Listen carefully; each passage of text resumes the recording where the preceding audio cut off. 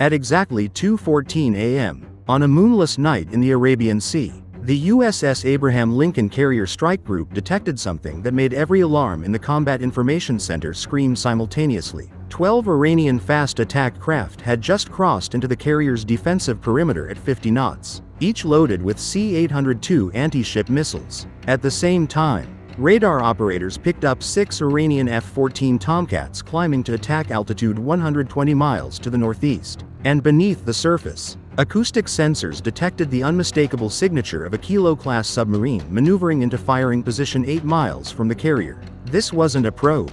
This was a coordinated, three-dimensional assault designed to overwhelm American defenses and sink a $13 billion aircraft carrier in international waters. The Iranian Revolutionary Guard had planned this operation for 18 months, convinced that surprise and asymmetric tactics would succeed where conventional forces failed. What they didn't know was that American intelligence had been reading their encrypted communications for the past 6 weeks. The Abraham Lincoln wasn't surprised. It was ready. The Arabian Sea isn't just an ocean. It's a chessboard where superpowers and regional powers test each other's resolve without crossing into full-scale war. For decades, Iran has developed what military strategists call anti-access, area denial capabilities, specifically designed to counter American naval dominance in the Persian Gulf and surrounding waters. Their strategy is simple. You can't compete ship for ship with the US Navy, so you develop asymmetric weapons that exploit vulnerabilities. Fast attack craft swarm tactics, supersonic cruise missiles, quiet diesel submarines, naval mines, shore-based anti-ship ballistic missiles. The goal isn't to win a naval battle. It's to make the cost of American presence so high that Washington thinks twice about operating in the region. Tonight, Iran decided to demonstrate that strategy in the most aggressive way possible. The trigger was a new round of sanctions targeting Iranian oil exports. Tehran's response was calculated. If they couldn't sell oil, they would make sure nobody else could either.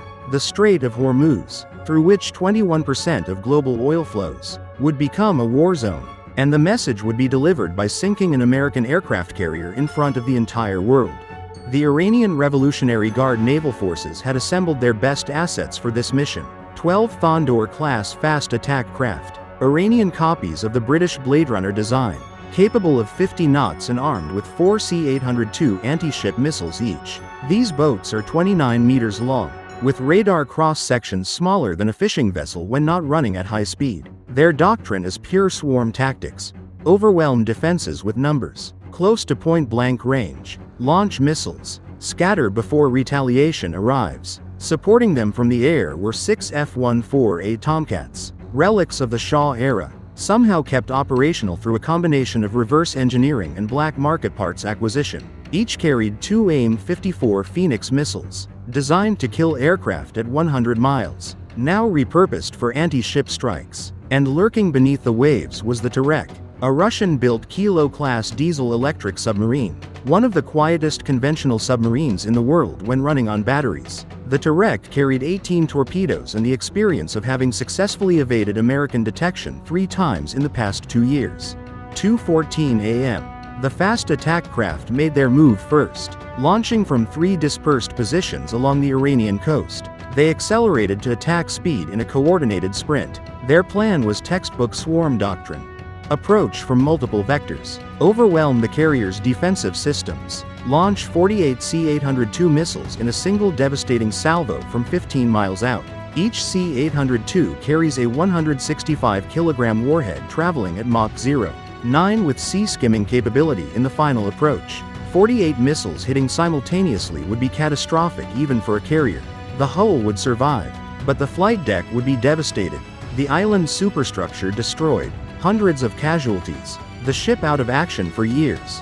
But those 12 Iranian boats never made it to launch range. The Abraham Lincoln Carrier Strike Group doesn't operate alone. It's protected by 4 Arleigh Burke-class destroyers and 2 Ticonderoga-class cruisers, each equipped with the Aegis combat system and a vertical launch system loaded with over 100 missiles. The moment those Iranian boats crossed 50 miles from the carrier, they entered what Navy doctrine calls the engagement zone. The USS Porter, positioned 30 miles northeast of the Lincoln, had been tracking them on radar since they left port. Iranian fast attack craft have one major vulnerability: at 50 knots, they create massive radar returns. Stealth disappears when you're throwing a wall of water behind you. The porter's tactical action officer made the authorization call in 6 seconds. 12 Iranian boats. Threat assessment. Hostile. Rules of engagement. Clear. Target priority. Neutralize before missile launch. 4 SM-6 missiles launched from the porter's forward VLS cells in rapid sequence. The SM-6 is a multi-role weapon, equally capable against aircraft, missiles, and surface targets. Against small, fast-moving boats, it's devastatingly effective. Each missile accelerates to Mach 3.5, climbs to altitude for maximum range, then dives on its target with active radar guidance in the terminal phase. The Iranian boats had no warning, no radar lock alert, no time to scatter. The first SM-6 struck the lead boat at 2:16 a.m., traveling at 2,400 miles per hour when it hit. The kinetic energy alone was enough to disintegrate the boat. The warhead detonated an instant later, vaporizing what remained and igniting the boat's fuel and missile propellant. A fireball rose 200 feet above the water, visible from the Lincoln's flight deck 45 miles away. 3 more SM-6s found their targets within the next 8 seconds. 4 Iranian boats destroyed, 8 remaining. But now the element of surprise was gone, and the Iranian commanders knew it. The 8 surviving boats scattered, executing pre-planned evasion maneuvers, dropping speed to reduce their radar signatures, attempting to blend into the coastal clutter. Standard swarm doctrine. If the initial attack fails, regroup and try a different vector. But the Aegis system doesn't lose track. Once a target is painted, it stays painted. The USS Sterett, positioned 25 miles south of the porter, engaged the fleeing boats with Harpoon anti-ship missiles. The Harpoon is subsonic, slower than the SM-6, but it carries a 221-kilogram warhead specifically designed to destroy surface vessels. 4 Harpoons launched, 4 more Iranian boats obliterated. 2:18 a.m. 4 fast attack craft remained, racing back toward Iranian territorial waters at maximum speed. The American ships let them go. Message delivered. You don't get to attack a carrier strike group and sail home. 50% attrition rate in 4 minutes. But the engagement was far from over. While the surface battle was raging, the Iranian F-14s made their play. 6 aircraft, flying low over the water to avoid radar detection, had closed to 90 miles from the carrier before the Lincoln's E-2D Hawkeye early warning aircraft detected them. The E-2D's radar, positioned at 25,000 feet, looks down on the ocean and sees everything. The Iranian Tomcats were climbing now, accelerating to launch speed, preparing to fire their Phoenix missiles in anti-ship mode. The Phoenix wasn't designed for this role, but Iranian engineers had modified the missile's guidance system to track large radar targets like aircraft carriers. At 100 miles, the Phoenix has enough kinetic energy to penetrate carrier defenses. 6 missiles launched simultaneously would be a serious threat. The Lincoln's response was immediate and overwhelming. 4 F/A-18E Super Hornets launched from the carrier deck in combat afterburner, accelerating to Mach 1.2 within 2 minutes. Each Super Hornet carried 4 AIM-120D AMRAAM missiles, the most advanced air-to-air missile in the American arsenal. Active radar guidance, range exceeding 100 miles, no escape zone of 40 miles against non-maneuvering targets. The Super Hornets didn't need to close to dogfighting range. They fired from 65 miles out, 8 AMRAAMs targeting 6 F-14s. Overkill by design. The Iranian pilots saw the launches, broke formation, activated their electronic countermeasures, and dove for the deck. Standard evasion doctrine against American missiles. But the AIM-120D doesn't care about flares or chaff. Its active radar seeker tracks velocity and radar cross-section, distinguishing between the target and decoys with brutal efficiency. 5 F-14s were destroyed in the first salvo, explosions lighting up the night sky 75 miles from the carrier.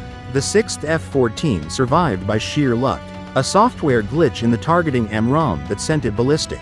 That pilot turned hard and ran for Iranian airspace at maximum afterburner, leaving his wingman behind. He made it across the border with fuel gauges reading 0, landing at Bandar Abbas Air Base with both engines flaming out on the runway. 2:22 a.m. Surface and air threats neutralized. But beneath the waves, the most dangerous threat remained. The Tarek had maneuvered into firing position throughout the engagement. 7 miles from the Lincoln, Inside minimum engagement range for most anti-submarine weapons. The captain prepared to fire 6 torpedoes. Iranian torpedoes are wake-homing weapons designed to track propeller wash. 6 torpedoes would guarantee at least 2 hits against the carrier. But the Turek made one critical mistake. To fire, submarines must align bow tubes and briefly increase speed. That 3-knot speed increase was enough. The USS Springfield, a Los Angeles-class attack submarine shadowing the Kilo for 8 hours, detected it instantly. The Springfield's captain gave the order. 2 Mark 48 ADCAP torpedoes launched, accelerating to 55 knots, wire-guided initially, then active sonar for terminal homing. The Turek's sonar operator heard the launch and screamed the warning. Too late. Diesel submarines can't outrun American torpedoes. The captain ordered emergency deep, released decoys, shut down all systems. The first Mark 48 detonated 10 feet beneath the Turek's keel. The hull imploded at 400 feet, killing all 52 crew in under 2 seconds. 2:25 a.m. Silence. The Iranian 3-dimensional assault had lasted 11 minutes. 12 fast attack craft engaged, 8 destroyed, 4 retreated, 6 F-14 fighters engaged, 5 destroyed, 1 escaped, 1 Kilo-class submarine engaged, 1 destroyed with all hands, 0 American casualties, 0 damage to American vessels, 0 impact on carrier operations. The cost analysis was stark. Iran had expended approximately $340 million worth of military hardware in 11 minutes, 8 fast attack craft at $12 million each, 5 F-14s at $38 million each, accounting for spare parts scarcity and maintenance requirements, 1 Kilo-class submarine at $200 million, plus missiles, torpedoes, fuel, and the irreplaceable loss of experienced crews. The total operational cost approached $400 million when training and coordination were factored in.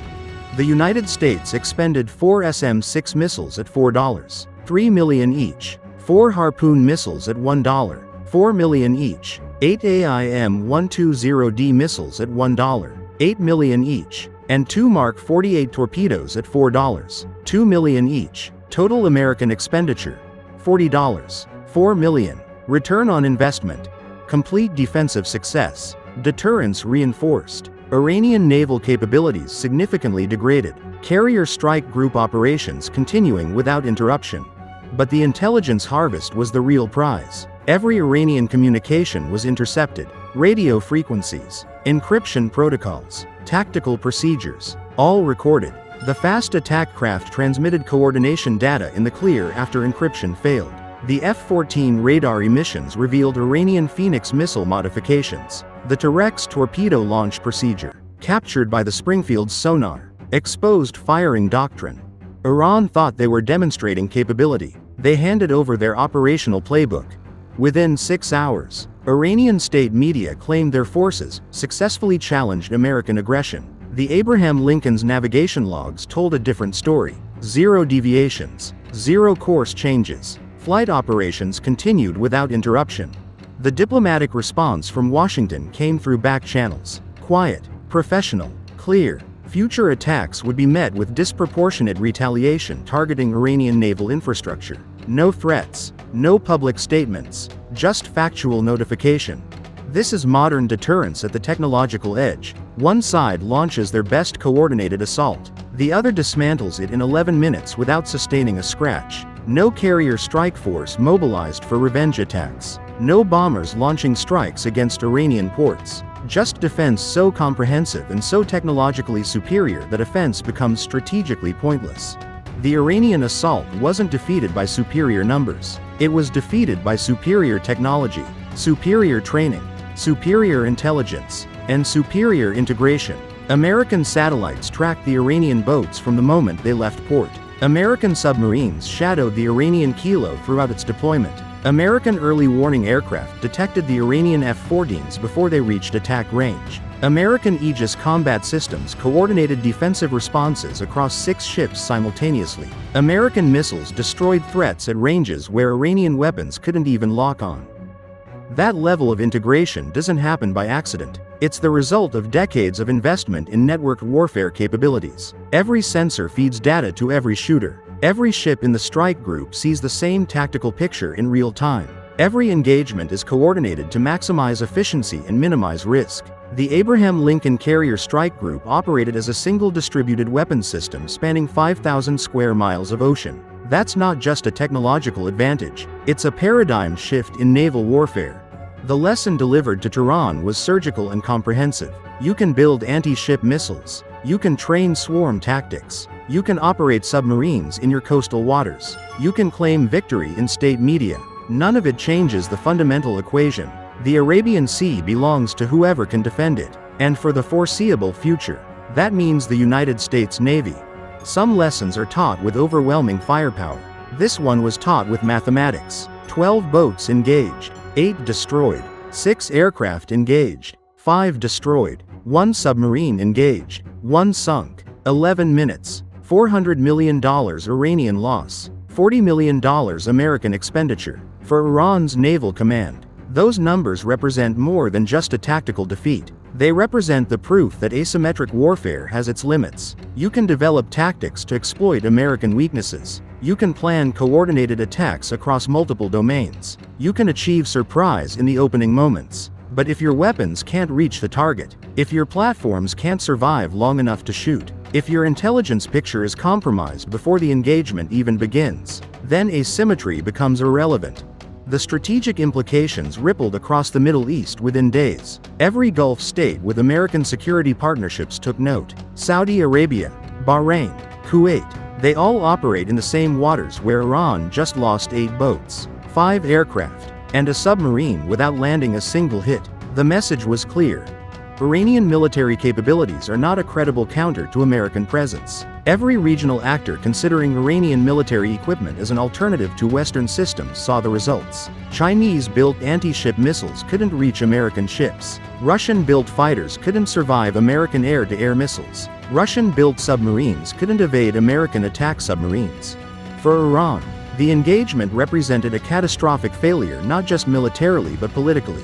The operation was supposed to demonstrate strength, to show the region that Tehran could challenge American dominance, to raise the cost of American presence high enough that Washington would reconsider its Gulf deployments. Instead, it demonstrated the opposite. Iran's best coordinated assault, 18 months in planning, utilizing their most capable platforms, achieved nothing except the destruction of irreplaceable assets and the exposure of critical vulnerabilities. The surviving Iranian commanders faced brutal losses. 8 fast attack craft destroyed meant over 200 sailors killed. 5 F-14s destroyed meant 5 irreplaceable aircraft lost from a fleet that couldn't be replenished. The Tuareg's loss meant 52 submariners dead and 1/3 of Iran's submarine fleet eliminated. Beyond the material losses was proof that Iranian tactics couldn't work against American defenses even under ideal conditions. This wasn't an ambush gone wrong. This was a carefully planned operation that achieved total surprise and still failed completely. The answer from an operational perspective is clear. Iran cannot succeed against a carrier strike group with current technology. For the United States Navy, the engagement validated decades of investment. The carrier strike group concept works. Aegis integration works. Networked sensors and distributed weapons work. A single carrier strike group represents over $30 billion in assets, operating costs of $6.5 million per day, but delivers unmatched capability to project power anywhere in the world. But vulnerabilities exist. The Iranian submarine reached 7 miles before being killed. A more capable submarine might have succeeded. Russian Yasen class or Chinese Type 095 submarines represent far more advanced threats. Similarly, a larger swarm attack from multiple vectors would strain defensive systems. Vertical launch cells are limited. Reloading takes hours. China has been watching. China has submarines more capable than the Tuareg, hundreds of fast attack craft, thousands of anti-ship missiles, and industrial capacity to replace losses faster than America can inflict them. The next major naval engagement won't be against Iranian boats. It'll be against a peer competitor with matching technology and numbers. The Abraham Lincoln sailed through the Strait of Hormuz 3 days later, maintaining scheduled operations, conducting flight operations within range of Iranian coastal missiles. That display of confidence was strategic messaging. You attacked us with everything you had. We destroyed it all. We're still here. For now, that message resonates. For now, the technology gap is wide enough that American carrier strike groups operate with effective impunity. But the margin of superiority is narrowing. China's military modernization is accelerating. Regional powers are acquiring advanced capabilities. The United States won this engagement decisively. The question is whether it can win the next one as adversaries learn and adapt. If you found this analysis valuable, subscribe for more deep dives into modern military operations and strategic analysis. The next video will examine China's response to this engagement and what Beijing learned from watching Iran's failure. Because you can be certain they were watching, you can be certain they were taking notes, and you can be certain they're developing tactics designed to succeed where Iran failed. The question is whether American defenses are ready for that challenge. That's a story for next time. Now dismissed.